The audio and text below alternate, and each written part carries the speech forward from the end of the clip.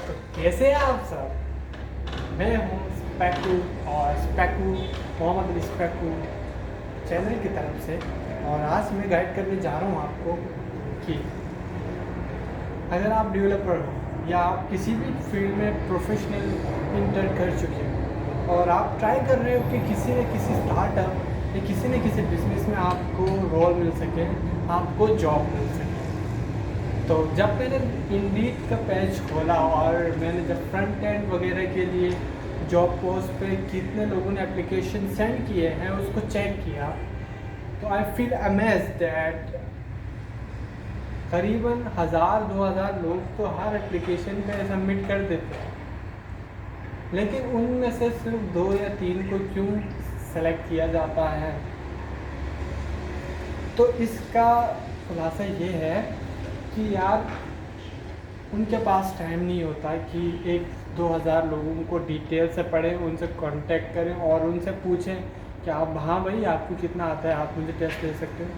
तो वो filter out कैसे करते हैं लोगों को? इंडीड पे लोग आपको फ़िल्टर आउट कैसे करते हैं और वो अपने ज़रूरत के लोगों को कैसे हायर करते हैं? तो इसके लिए मैंने जब रिक्रूटमेंट शुरू किया, मैंने एक एजेंसी, एक स्टार्टअप बनाया और उसके लिए लोगों को हायर करना शुरू किया और मैंने जॉब पोस्ट किया। तो the result was shocking that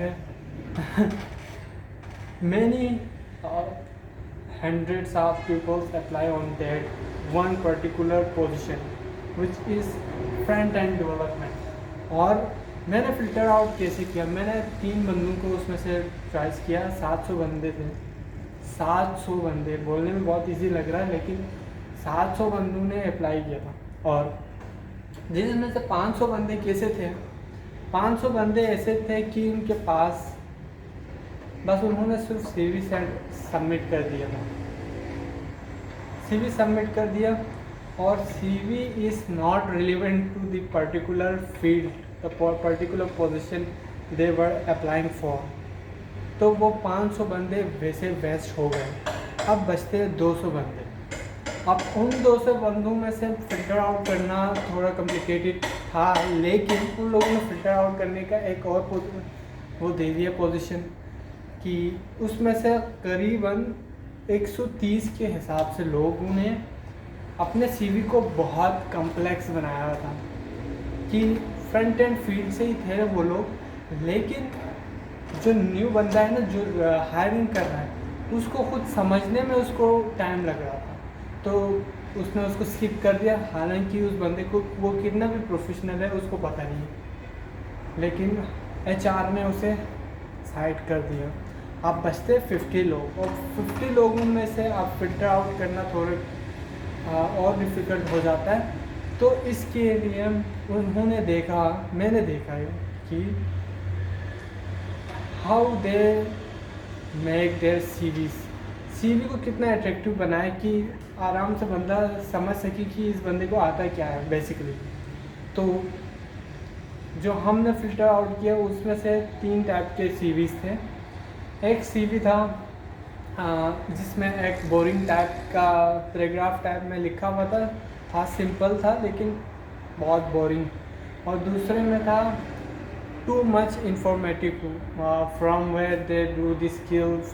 I have learned React Native from AppTech. I learned not just from Selani. I am right। इस तरह करके बहुत डिफ़िकल्ट, मतलब एक ही स्किल सेट को अलग अलग जगहों से सीखा उसने, उसको बताया गया। और एक और बंदा था जिसकी सीवी इज़ आइडियल, और ये 3 बंदों के पास थी ये सीवी।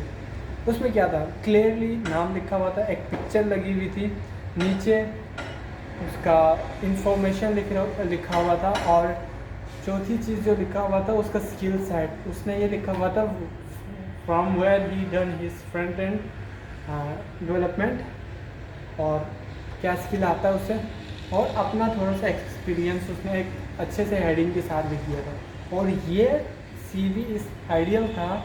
और हमें पता नहीं है उस बंदे को कितना आता है, लेकिन हमने 3 बंदों को इंटरव्यू किया, और जब उन्हें इंटरव्यू किया तो उन्होंने सिंपलिसिटी के साथ अपने जो एबिलिटीज़ है, अपने जो स्किल है वो सारा हम तक डिलीवर किया, जिसकी वजह से हमें सेटिस्फैक्शन मिला और हमने उन तीनों को हायर कर लिए as a front end developer. So